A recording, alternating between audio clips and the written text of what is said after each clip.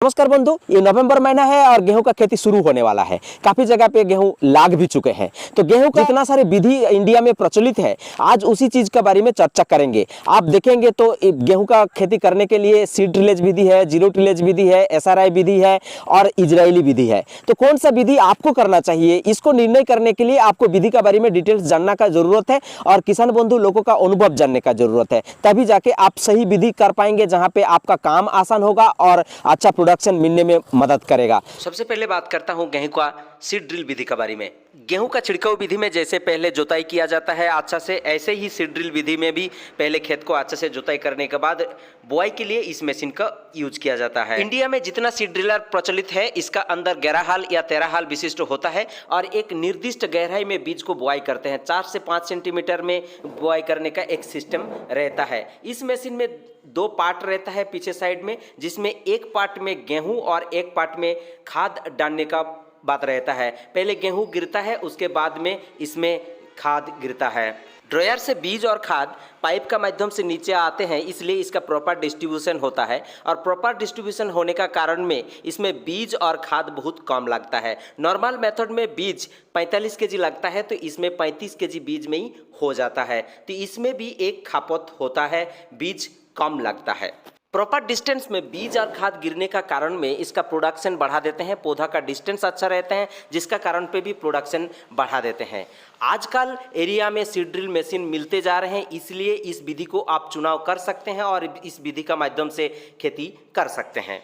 देख रहे होंगे एक बीज से इतना बड़ा पौधा होता है और 100 से ऊपर इसका बालियाँ निकल जाते हैं और इसका बालियाँ जो है वो भी लंबा होता है। देखिए इस पौधा को देखते हुए देखेंगे तो ये मेथड जो होता है ये इजरायली मेथड बोला जाता है। इजरायली मेथड पे किया जाता है, इजराइल का बीज यूज किया जाता है। एकड़ में सिर्फ 2 से 3 किलो बीजों का जरूरत होता है और इस टाइप का मशीन यूज किया जाता है, जहाँ पे मेड़ पे बुआई होता है और इसका दूरी भी प्रॉपरली मेंटेन होता है। ये देख रहे होंगे ऐसे ही दूरी पे मेंटेन कर देते हैं। इजरायली बीज और मेथड का माध्यम में इतना ही कल्ले वाला गेहूं होता है और इसमें प्रोडक्शन भी बहुत बढ़िया प्रोडक्शन होता है। आंधी तूफान में इसको गिरा नहीं पाते हैं, क्योंकि ये पौधा का साइज छोटा होता है। छोटा का समय में देखिए ऐसे छोटा छोटा होता है, दूरी दूरी में होता है। इसमें निकोनी करने में भी सुविधा होता है। बड़े पैमाने में इसको अपनाने में अभी थोड़ा दिक्कत है, क्योंकि इसका बीज पाने में भी दिक्कत है और इसका जो मशीन यूज होता है वो पाने में भी दिक्कत है, उतना अवेलेबिलिटी नहीं है। फिर भी आप इंटरेस्ट रख रहे हैं या कम जमीन पे करने के लिए तैयार है तो कमेंट बॉक्स में लिखिए, हम लोग आपको कांटेक्ट कराने का कोशिश करेंगे। मैन्युअली कैसे करेंगे वो भी आपको बताएंगे। इसके बाद में बात करेंगे बहुल चर्चित मेथड SWI या श्री विधि गेहूं का बारे में। तो श्री विधि गेहूं का बारी में क्या होता है, जोताई करने के बाद उसमें लाइन खींचा जाता है, जिसका लाइन से लाइन का दूरी होता है 8 इंची और जो रोपाई किया जाता है उसका भी दूरी होता है 8 इंची। 8 इंची दूरी में खाद पहले दिया जाता है, जो खाद जरूरत होता है, गोबर भी दिया जाता है।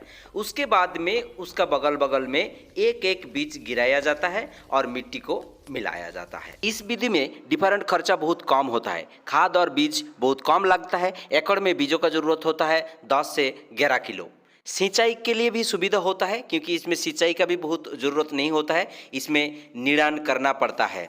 निरान करने के लिए एक यंत्र मिलता है जिसका माध्यम से इसको किया जाता है। इस मेथड का बारे में विश्लेषण के बोलेंगे तो ज़्यादा स्केल में ज़्यादा ज़मीन पे करना बहुत डिफिकल्ट है। जिन लोगों का कम ज़मीन है वो लोग इस विधि में जा सकते हैं। ज़्यादा ज़मीन पे करने के लिए दिक्कत इसलिए है क्योंकि इसको मैन्युअली करना पड़ता है। अच्छा उपज लेने के लिए इस विधि में 2 बार वीडिंग भी करना पड़ता है, जिसके लिए एक टूल्स का ज़रूरत होता है। आपका एरिया में लोग खेती नहीं करते हैं तो ये टूल्स मिलना भी मुश्किल होगा, जो आपको अलग से बनाना पड़ेगा, तो इसलिए इसमें दिक्कत है। अभी बात करेंगे जीरो टिलेज विधि का बारे में। जैसे कि पहले देखे होंगे सीड ड्रिल विधि में पहले जुताई किया जाता है, उसके बाद बीज का बुआई किया जाता है। जीरो टिलेज विधि में एक बार भी जुताई ना करके डायरेक्ट इस मशीन के माध्यम से बुआई किया जाता है। इसमें जो हाल रहते हैं उसको चीर के जाते हैं और उसमें बीज गिरा के जाते हैं। इस मशीन का माध्यम से खर्चा भी बहुत कम होता है और इसमें पानी का भी 2 पानी कम लगता है। ये जैसे देख रहे हैं कि हाल है, हाल का पीछे वो पाइप, हाल का सामने पाइप लगा हुआ रहता है, जिसका माध्यम से वो बीज गिरता रहता है और खाद भी गिरता रहता है।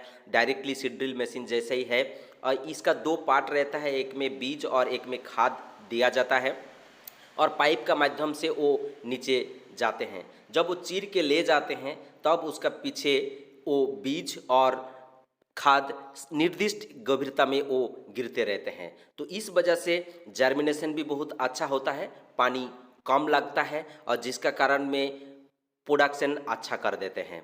तो मशीन का बनावट ऐसे ही है जो हम लोगों का काम आसानी कर देते हैं, किसान का काम आसानी कर देते हैं। आपका एरिया में इस मशीन का उपलब्धता भी आजकल हो गया है, आप पता करेंगे तो ज़रूर मिल जाएगा। हम लोग चैनल का तरफ से रिकमेंड करेंगे कि आप जीरो टिलेज विधि को फॉलो करेंगे तो ही अच्छा है, क्योंकि इसमें पानी भी कम लगता है, बीज कम लगता है, खाद कम लगता है और प्रोडक्शन भी बहुत बढ़िया होता है। रोग बीमारी कम होता है, मिट्टी का जो ह्यूमस है वो बढ़िया बनता है, क्योंकि जो पुआल का अवशिष्ट रहता है वो उसमें ह्यूमस बन के खाद बना देते हैं और पौधा का अच्छा विकास भी करते हैं। इसका बारे में डिटेल्स आपको जानकारी चाहिए तो इसके लिए एक अलग से वीडियो बना हुआ है जो डिस्क्रिप्शन पे आपको लिंक मिलेगा, इसका माध्यम से आप इस वीडियो को देख सकते हैं। तो वीडियो यहीं तक है। इस वीडियो का माध्यम से आपको कुछ जानकारी दे पाया हूं तो प्लीज़ इसको लाइक करें। आप चैनल में नए हैं तो प्लीज़ इसको सब्सक्राइब करें। थैंक यू पूरा वीडियो देखने के लिए। जय किसान, जय भारत।